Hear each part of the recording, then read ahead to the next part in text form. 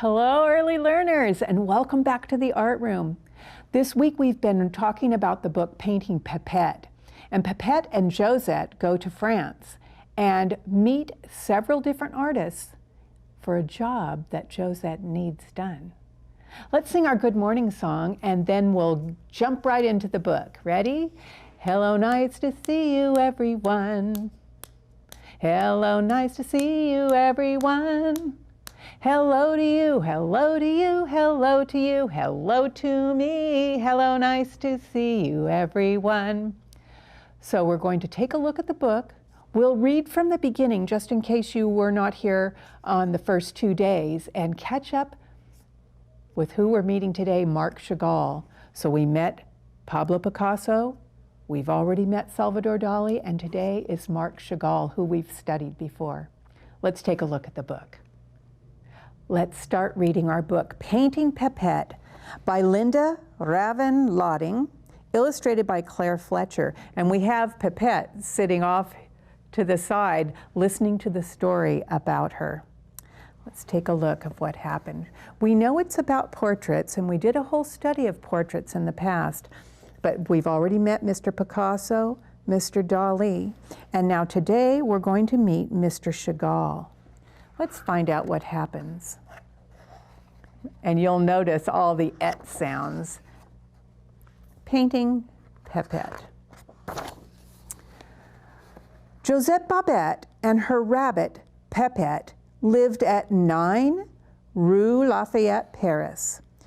Josette adored Pipette and took her everywhere, even to the Eiffel Tower. But their favorite thing to do was to cuddle on the window seat in the Babette's great room. This great room was filled with fine art. There was a portrait of Josette's mother.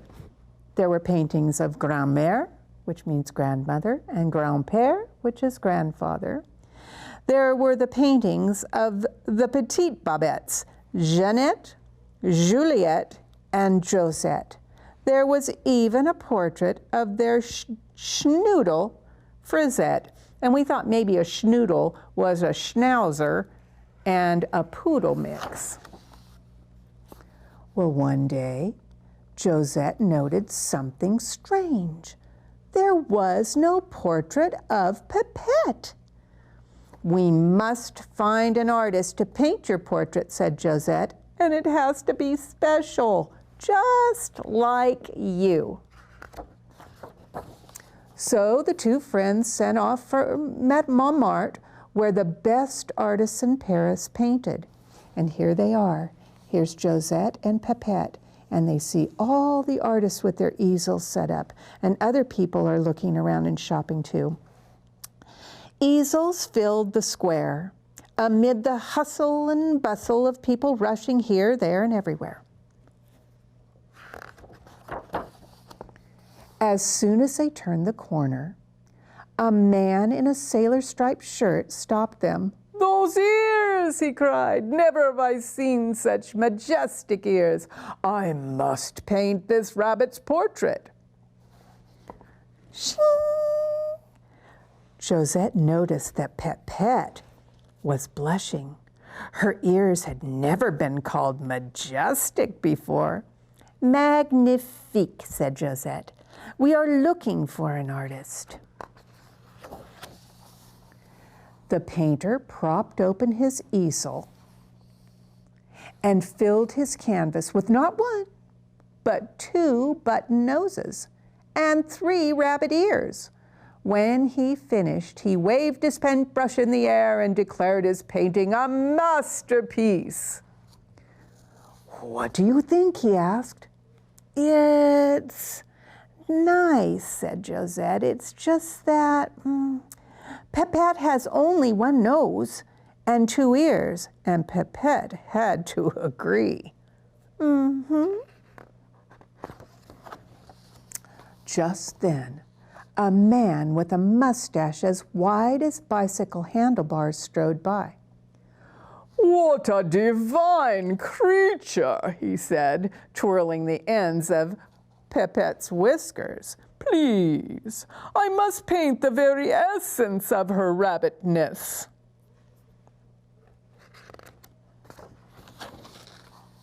The man painted a most unusual portrait. You like? Asked the painter, motioning to his canvas. Josette stood back.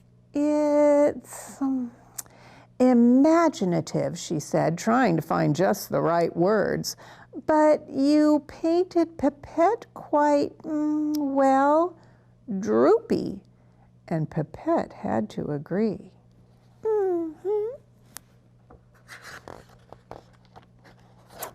Moments later, another painter wandered by. He stopped in his tracks when he spotted Pipette. Oh, that nose, like a faint star twinkling in a misty velvet night. As he bowed to Josette, a shock of black curls flopped over one eye. May I paint your friend? My easel is just across the square. Oh, Pipette would like that, said Josette. Well, certainly this artist would paint just the right portrait, she thought. What do you think? Do you think he will paint the perfect painting of Pipette? Let's find out. Pipette and Josette hopped through the square until they reached the painter's easel.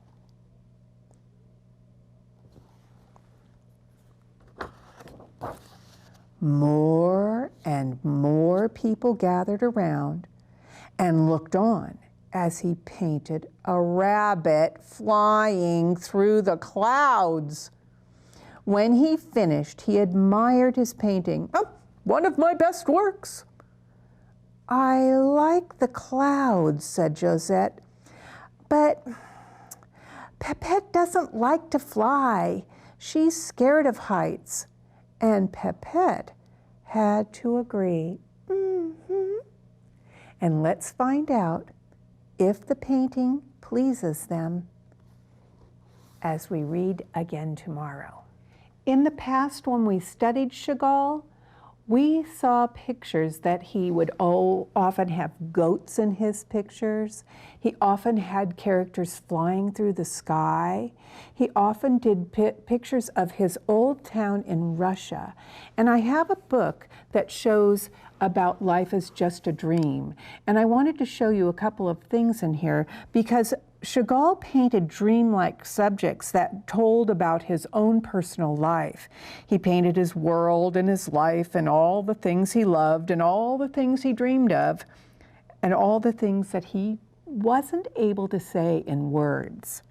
He painted pictures of his beloved Russia and the neighborhood where he grew up. Well, in this picture that we're going to study today, it's called Blue Circus. And Marc Chagall loved going to the circus, especially when he took his daughter Ida with him. Well, they had a friend who had box seats, which means they got very close to the circus. And like his pictures, the circus was colorful and it had marvelous figures. And in this picture, when we look at it, I want you to see if you can find the chicken right away, because the chicken is beating on a drum.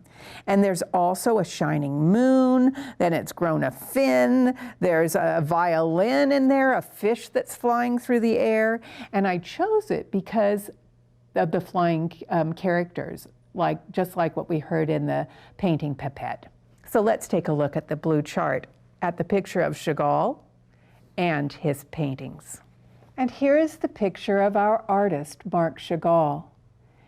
He is looking intently into the camera and letting you see that he is very interested in his painting. I found a picture of him with the paintbrush in his hand.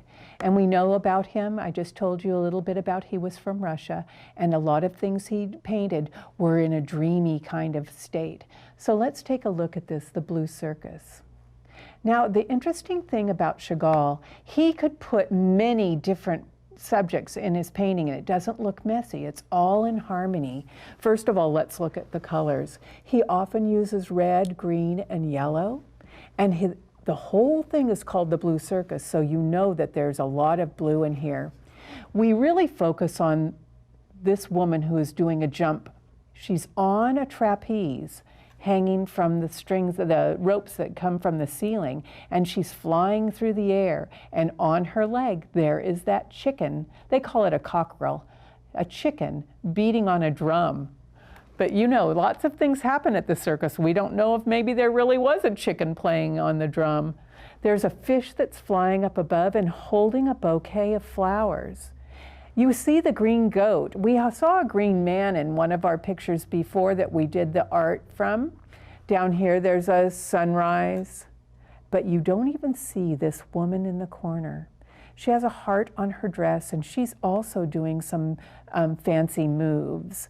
So what we're going to do today is we're going to draw our rabbit floating through the air with some clouds, and we're going to paint it blue. So it won't be a blue circus, but we're getting our inspiration from this picture.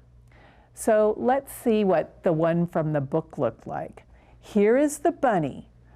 We see it from the profile, so we're seeing it from the side just like we did yesterday. So we'll draw the face out this way, the body out with the legs behind and the arms forward as if they're floating through the air, and then the ears I'm doing my ears back. As I tell you that I'm getting my inspiration from the book, you can draw your rabbit doing any kind of motion. If you want it to look like this one, the trapeze artist, you can put the bunny's arms over its head. You can have its legs crisscrossing in the back. You decide how you want to do your bunny. I just show you how I'm going to. I'm going to be sure to put the moon there and some clouds, or that could be a cloud too, just a round cloud. And you can put the cloud near your rabbit or not. And we'll say, if Chagall painted Pipette, what would we see? What would we get? Alrighty, I want you to get out your background paper. You're going to need your coloring tools, a white crayon, and if you have your blue watered down paint, and your brushes and water. Alrighty, let me get my table up here to get started. Put this here and get my white paper. I'm going to start out with my pastels. You can use crayon. Anything that's waxy or oily, it will keep the paint from sticking. So I'm going to start on here, start my rabbit, and I have a white crayon so that I can color some clouds in, and then I'll paint over it with a resist. Are you ready to get started? Whenever I'm going to draw something that I don't usually draw very often, I like to have it near me to see how I would like to put its body. I have a wooden mannequin for people, but now I have this little pipette here, so I think this is how I will do it. I will draw an oval for the rabbit's face and put its ears. I don't know if I'll have them go back, like it's floating through the sky. I'm making the arms go forward and maybe the legs go back. So I just get an idea. The head, the oval body, the legs going back, and the arms going forward. And I'll just set it over here. All right, I'm going to start out with a brown. Maybe this brown will be good. So I'm going to draw its egg-shaped head looking forward. I'm going to do its egg-shaped body connected to that. I'll make its arms go out forward, and I'll make his legs go, her legs go around the back. One. Oh, it kind of made it look kind of human legs. And two. Now the thing about resist, we want to make sure to press hard when we start to color it in. So I am going to use a lighter color, I think, to color it in. Maybe this tanny one, more like her real color. And I'm going to press hard. And I don't want to get too carried away and not leave a place for her pink nose and inside the pink ears. I think crayon works even better for this, so if that's what you're using, I think you're going to be in great shape. So I'm doing that little triangle nose and the pink inside, and the pink inside. And I might even make her rosy cheeks, because remember how she got flushed and embarrassed when they complimented her beautiful self. And I'll use a little black for, oh, I think I'd like to use my permanent pen for her eye, because that way the permanent pen will also make it so that it does not bleed. I think I might even go around her nose so you can see it, and maybe some whiskers. There. I like the look of that. I'll continue to color in my bunny, my little pipette. If you leave white wherever you paint, the blue might get in there. If you don't mind having a little blue on your bunny, or you don't have to paint over the bunny at all. You can paint right up to the edge of it, and where the wax or oily color is, the paint will try and stay away from. And I will go in here and color it in. And you know, I was talking to some friends in one of the classrooms I visited, and someone accused someone of scribble scrabble. You know what that is, when you just take your crayon and just scribble all over. But we try and tell people, aim and point and go up and down, one row after another, and once you fill in that spot, go to the next spot and go back and forth, rather than going sometimes this way, sometimes that way. I'm going to go around the arm and go down the back of her. Oh, I didn't put on her little tail, and I think I really will want a tail to show when she's flying. There, better. I kept all my browns on top. If that's what you like to do, if you like to keep your crayons or your coloring tools in rainbow order, it's easier to find things. You can see my box, that's how I do it. I put red, orange, yellow, green, blue, violet, and then the grays and browns and blacks at the end. I don't have an order for those, but that way when I'm looking for a color, they're easy to locate, and it makes my work more enjoyable for me if I'm organized. So I'm going up to that. I know you may not have outlined yours, and if you didn't, you'll see how it really does help to see where one part of the body stops and another begins. I also wanted to point out to you, when you're doing drawings like this, if you just look at the shape of the thing that you're working on and follow that shape, you never have to tell someone, oh, I don't know how to draw. You just look and say, wait, what is the body of that? Oh, that cat has triangle ears. Oh, that dog has ears that are shaped like the letter U. Oh, that chicken has a triangle beak. If you look at things in terms of it being a shape, you'll never have to tell someone you're not able to draw something, because you can look for the shapes in it and just imitate those shapes. If you do handwriting without tears, they tell you things are big curves and little curves, big lines and little lines, and you can look at that on this too. For instance, I thought, oh, Pipette's leg is really a big line with a little line foot, kind of like Matman. And that makes it easier to do if it's something that you've already learned about. You think, oh, I know how to make Matman. I can make a Matman bunny. I can see some little crumbs are on here, so I'm going to shake them off on the table so I don't get it on the furniture. Let me bring it back down here. I guess I could just press it in with my finger, because we do some moving things around with our fingers when we're working with pastels. I just have to make sure I get it off of my finger when I'm ready to start painting. I don't want anything to get on my little new pipette. Alrighty. I will move Pipette up here, and I think I will color in the tail with a white in case I get near it with my blue paint. Now, you're going to be surprised at what I'm using for my paint. Some of you might want to just use your watercolors and water down some of the blue in your watercolors. I got some food coloring. And the kind I got is cake food coloring for people who do fancy cakes and make the frosting different colors. I'll show you what it looks like. I got it at the craft store, and I think it was $1.20. Uh-oh, rolling my rolling pastels. Maybe if I put them back away instead of trying to move this over without putting them back in their proper place. Thought I could save a little time, but I can see it was going to make a mess over here. So let me put this over here. I'm going to show you what the watercolors look like. It comes in a little tub like this, and they have all different colors, and you can see I bought the one that says sky blue, perfect for a floating rabbit. But you don't use it straight out of here. It looks like Jello inside there. So I just dip a little bit of my paintbrush and I put it in an old olive jar. Oh no, it's in my capers jar. I'm using a big easel brush like this, and I'm going to begin painting. Oh, but first, boys and girls, I need to put my clouds, because I'll start painting that.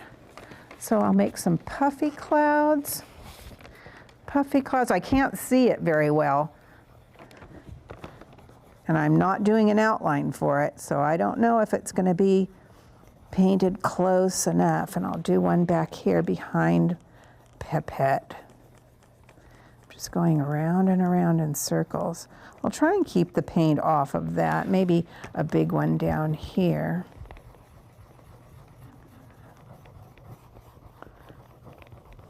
Oh, it's flattening my brand new white crayon. Maybe a little puffy cloud off the edge. Do you see how hard I'm pressing? I'm trying not to break my crayon, because that's what happens for me. I start pressing pretty hard and it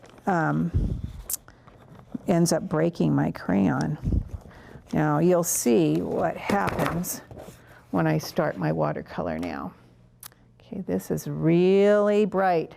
So I'm going to get in there, wipe my brush, go near the, look what happens, it's like magic. I go over my cloud, and now you can see the cloud. I'm going near my rabbit without going over it. If a little bit gets near my rabbit, it's okay. You can see the wax in the crayon is making it not stick, except for the places I just did not see that I painted. Getting near that, touch the edge. Ooh, I'll make my brush stand up straight to get in between there. I'm getting there and go to the edge all the way off. So wherever you're painting, make sure you have newspaper, or I have this old easel paper. Oh, I forgot I put a cloud there. Looks pretty good. The sky blue color is really looking pretty to me. Get near the body and pull out. Pull it near the body. Oh, and I have to stay away from her tail. Near her tail and pull out. Near her face. Near her face. Little bit here. And go out. Oh, there's another cloud there. How funny. I just did it and I almost forgot where I put all the clouds. Near there. I'm going to tell you about tomorrow and what you need to bring. Tomorrow, the artist we're going to meet is Matisse. And if you remember learning about Matisse, Matisse did all kinds of painted pictures, but then he moved when he started getting sick, and when his legs didn't work and he had to stay in bed, he started doing cutouts. So tomorrow, we're going to look at a painting of his wife, that he did of his wife. And the funny thing is, he painted her unusual colors. I'm almost finished with this, and then we'll be able to say goodbye to one another. Maybe there's even time to sing our goodbye song. But you can see my clouds wherever I colored with the white crayon, it's getting near there. Let me get between her legs and around her foot. Almost finished.